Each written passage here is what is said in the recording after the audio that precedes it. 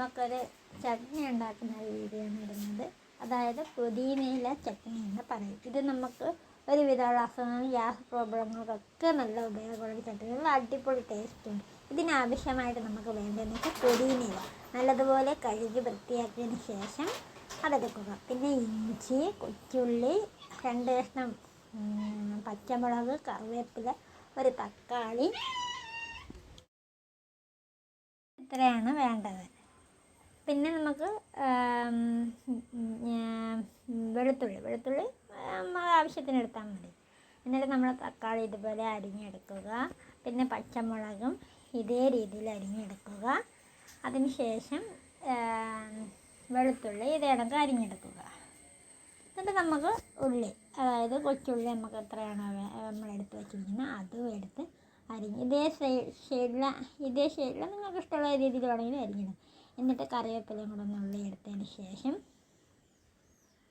നമുക്കിതെല്ലാം കൂടി ആദ്യം ഒരു പാൻ എടുത്ത് കുറച്ച് വെളിച്ചെണ്ണ എടുക്കുക.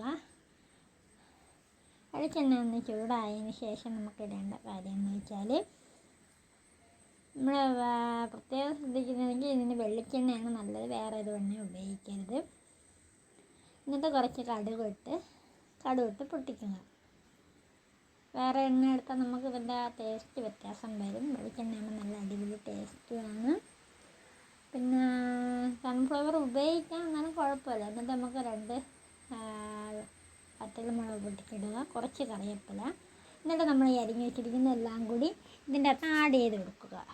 ജസ്റ്റ് ഒന്ന് വാടുക, അല്ലാതെ നമുക്കിതൊന്ന് കരിയത്തക്ക രീതിയിലോ വെന്ത് കിട്ടത്തക്ക രീതിയിലോ അല്ല, ജസ്റ്റ് ഒന്ന് വാട്ടിയെടുക്കുക. അത്രയും മാത്രം ചെയ്താൽ മതി. കഴിയുന്നതും തീ കുറച്ചിടുക.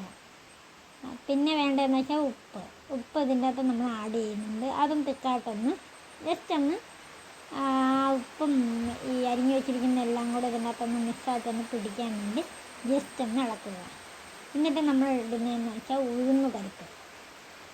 അത് നമ്മൾ ഒരു നുള്ള് കുറച്ചെടുത്തിട്ട് അതിട്ട് എണ്ണയും കൂടെ ഒഴിച്ചതിന് ശേഷം അതിൻ്റെ കൂടെ ഇട്ട് തിക്കായിട്ട് അതും കൂടെ ഇതിൻ്റെ അകത്തിട്ട് ഇളക്കി നമ്മൾ അത് വലിയ രീതിയിൽ കരിയണമെന്നില്ല. ബ്രൗൺ കളർ ആകുമ്പോഴത്തേക്കും കേട്ടോ ഇത് ഇണക്കാക്കി ഇത് എല്ലാം കൂടെ മിക്സ് ചെയ്തെടുക്കുക. കേട്ടോ നമ്മൾ തീ കൂട്ടി വയ്ക്കാൻ ഒരു കാരണവശാലും തീ കൂട്ടി വയ്ക്കണം. തീ കുറച്ച് വെച്ച് ഇതാക്കാവൂ.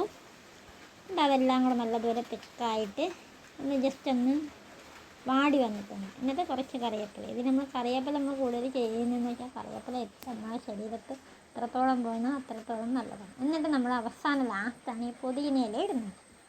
അതും ഒന്ന് ജസ്റ്റ് ഒന്ന് വാട്ടിയെടുക്കണം. പുതിനയില വാടാൻ വലിയ താമസമൊന്നും, നമ്മൾ ഇത്രയും എടുത്തെങ്കിൽ കുറച്ചാവും. വാടുമ്പോൾ അത് ഇച്ചിരിയേ കാണത്തുള്ളൂ. എന്നിട്ട് അതും ഒന്ന് ജസ്റ്റ് ഒന്ന് ഇതാക്കിയതിന് ശേഷം ഒന്ന് തണുപ്പിക്കണം.